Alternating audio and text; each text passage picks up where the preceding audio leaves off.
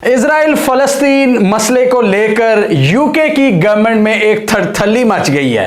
ऋषि सुनक इस वक्त एक डीप प्रॉब्लम में फंस चुके हैं और उनकी पूरी कैबिनेट में तब्दीलियां करनी पड़ रही हैं। आज की इस वीडियो में हम देखेंगे कि ऐसा क्या हुआ है कि पूरे यूके की काबीना हिलकर रह गई है फलस्तीन की वजह से। जी हाँ, जब आपके कॉन्फ्लिक्टिंग पॉइंट ऑफ व्यूज हों तब ऐसा तो होता है किसी भी सीरियस इशू को लेकर।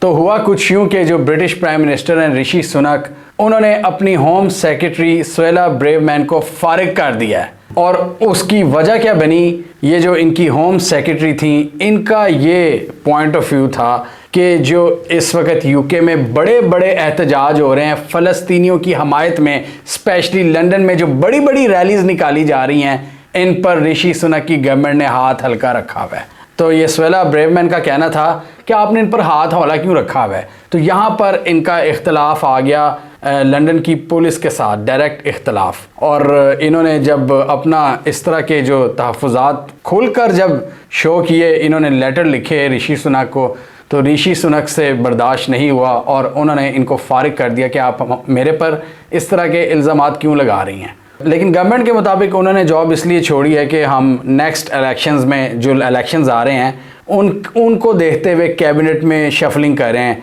तो ये वो रीज़न बनी है, ये कोई बड़ी रीज़न नहीं है। अब इस पूरे मसले को समझने के लिए यूके की पॉलिटिक्स को समझना बहुत ज़रूरी है। यूके में भी दो मेन पॉलिटिकल पार्टीज़ हैं, एक टोरी पार्टी जो कि राइट विंग पॉलिटिकल पार्टी है, कंजर्वेटिव पार्टी है, और दूसरी लेफ्ट विंग की इनकी लेबर पार्टी है जिसके सरबराह हैं Jeremy Corbyn. Jeremy Corbyn obviously वो अपोजिशन लीडर हैं, वो इस वक्त फ़लस्तीनियों के हक़ में बढ़ चढ़ कर बोल रहे हैं और अनबिलीवेबली वो जिस तरह की वो सपोर्ट कर रहे हैं, वो गज़ा के इशू पर बोल रहे हैं कि जी इतने ज़्यादा मासूम जाने जा रही हैं और कोई इस पर कान ही नहीं धर रहा। इस पर जेरेमी कॉर्बिन बहुत ज़्यादा एहतजाज कर रहे हैं और बहुत से जो रैलीज़ हैं जो फ़लस्तीन की हमायत में निकाली जा रही हैं लंदन में, यूके में, वो उनको लीड भी कर रहे हैं। अब दूसरी तरफ है ये वाली party, Tory party, Conservative party, इनकी हुकूमत है, ऋषि सुनक इसके प्राइम मिनिस्टर हैं। और इनकी जो होम सेक्रेटरी थी, ये बड़ा बोल रही थी, ये राइट विंगर हैं, और ये कह रही थी कि आपने इन पर हाथ क्यों हल्का रखा हुआ है। वो कह रही हैं आपके डुअल स्टैंडर्ड है। ऋषि सुनक को और पुलिस को इन्होंने कहा कि आपके डुअल स्टैंडर्ड क्यों हैं प्रोटेस्ट को मैनेज करने के हवाले से। वो कह रही थी कि ये जो प्रोटेस्ट हो रहे हैं फ़लस्तीनियों की हमायत में, ये हमारी रेड लाइन क्रॉस कर रहे हैं और इसमें कुछ टेररिस्ट सिंपथाइज़र भी हैं, मतलब इन्वर्टेड कॉमर्स में, कि इसमें दहशतगर्दों के हमायती भी हैं, इसमें हमास को ग्लोरीफाई करने वाले लोग भी हैं, और इसमें जो एहतजाज करने वाले लोग हैं वो एंटी सेमाइट हैं, यानी कि वो ज्यूइश लोगों के ख़िलाफ़ भी नफ़रत फैला रहे हैं, एंटी सेमिटिक लोग हैं। तो आप मतलब क्यों इनको आपने फ्री हैंड दिया हुआ है, इन दहशतगर्दों को और उनके सहूलतकारों को। ये जितने लोग एहतजाज कर रहे हैं मिलियंस में, उन्होंने उनको ये कह दिया कि ये जी दहशतगर्दों के सहूलतकार हैं। तो ये रिमार्क्स थे इनके बेसिकली, और इनके कुछ इख्तलाफात ऋषि सुनक से इमिग्रेंट पॉलिसी पे भी आ रहे थे। जो राइट विंगर्स हैं ना यूके में सारे, वो कहते हैं कि इन पर दरवाजे बंद कर दो, स्पेशली मुसलमानों पर, ये जो सीरिया वगैरह से आ रहे हैं, जो ट्रबल्ड एरिया से आ रहे हैं, इराक से आ रहे हैं, इन पर आप ना दरवाजे बंद करो, इनके लिए बड़ी सख्त इमिग्रेशन पॉलिसी होनी चाहिए। और ब्रेग्जिट भी इसी वजह से हुआ था कि ये राइट विंगर्स जो थे, जो कंजर्वेटिव थे ब्रिटिश के, वो यही चाहते थे कि ज़्यादा लोग ना आएँ एशिया से, माइग्रेट ना करें यूके की तरफ ना, मतलब दबाव पड़ जाएगा हमारे सिस्टम पर। जबकि दूसरी तरफ जो लिबरल्स हैं, जो इनकी लेबर पार्टी के लोग हैं, वो कहते हैं नहीं जी ऐसा कोई मसला नहीं है, हमें सबको वेलकम करना चाहिए, जेरेमी कॉर्बिन जैसे लोग। तो अब यहाँ पर इनका एक बड़ा शदीद इख्तलाफ सामने है और उन्होंने खुलकर इस इख्तलाफ को बोलना शुरू कर दिया था और ऋषि सुनक पर इल्ज़ाम लगाने शुरू कर दिया। और फिर बाद में भी उन्होंने लेटर लिखा है कि आप एक ऐसे इंसान हैं जो अपनी कमिटमेंट्स पर पूरा नहीं उतरते। उन्होंने कहा कि हमने जब कैबिनेट ज्वाइन की थी तो उसमें मैंने टर्म्स अपनी बताई थी कि मैं इस टर्म्स पे आ रही हूँ, मेरे ये असूल होंगे, मैंने इन पॉलिसीज़ को लेकर चलना है, जो कि ऋषि सुनक ने उस वक्त मानी थी और अब वो मुकर गए हैं। जैसे इमिग्रेंट पॉलिसी है, जैसे कि और दूसरी पॉलिसी है कि हमने अपने बॉर्डर्स पर जो चेक एंड बैलेंस है उसको सख्त करना है। ब्रेग्जिट के जो कानून थे उनको भी स्ट्रेंथन करना है ब्रेग्जिट के हवाले से। और अब ये नया इशू आ गया फ़लस्तीन वाला। उन्होंने कहा कि जी आपको तो चाहिए कि इनको तुन दो।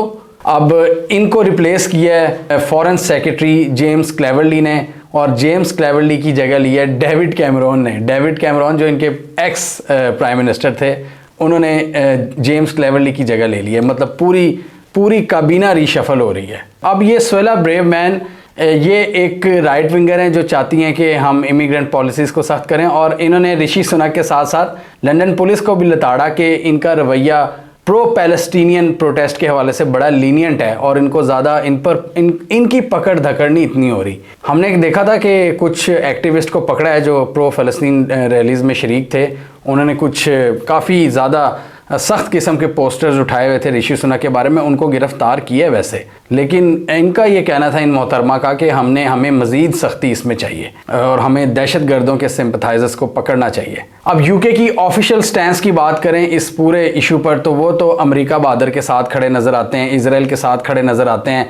ऋषि सुनक ने भी मल्टीपल टाइम्स पर ये ट्वीट किया है कि Israel has the right to defend itself, Israel को पूरा इख्तियार है। और वही इन पर तनकीद ऋषि सुनक पे भी हो रही है कि ज़्यादातर इन्होंने जो गज़ा के मासूम जाने हैं उन पर इन्होंने आवाज़ें नहीं उठाई, जबकि अपोजिशन लीडर जेरेमी कॉर्बिन वो फुल आवाज़ उठा रहे हैं और इन्होंने कोई आवाज़ नहीं उठाई। लेकिन इनकी ये जो जिस होम सेक्रेटरी को निकाला गया है इन खातून का, इनका ये स्टैंस था कि हमें मज़ीद सख्त होना चाहिए अपने स्टैंस में और इन रैलीज पर क्रैक डाउन करना चाहिए। अब मैं यही चीज़ देख रहा हूँ कि इस वक्त पब्लिक सेंटिमेंट की तो कोई रिस्पेक्ट ही नहीं है पूरी दुनिया में कि मतलब ज़्यादा लोग किस तरफ खड़े हैं। क्लियरली नज़र आ रहा है कि मतलब लंदन वेस्टर्न कैपिटल्स में लोग किस तरह लताड़ रहे हैं इजराइल को और फ़लस्तीन की हमायत में रैलीज़ निकाली जा रही हैं, लेकिन जो इस्टेब्लिशमेंट्स बैठी हैं उनको कोई उनके कान पर जूं नहीं रेंग रही। वो पब्लिक सेंटिमेंट के साथ जा ही नहीं रहे, वो बिल्कुल ही उसके ऑपोजिट उनकी एक पॉलिसी नज़र आती है।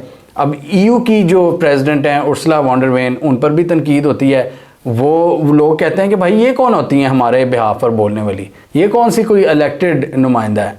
तो ये EU के हवाले से फॉरेन पॉलिसी को उसको डिज़ाइन कर रही हैं। इस वक्त ये चीज़ बड़ी एक डिस्टर्बिंग चीज़ है कि पब्लिक सेंटिमेंट बिल्कुल भी नहीं देखा जा रहा, बस अपना जो एक एजेंडा है वेस्टर्न वर्ल्ड का वो थोपने पर लगे हुए हैं। और इस पूरे मामले में ऋषि सुनक जैसे जो हेड ऑफ द गवर्नमेंट्स हैं वो फंस जाते हैं, वो दोनों साइड से फंसे हुए हैं।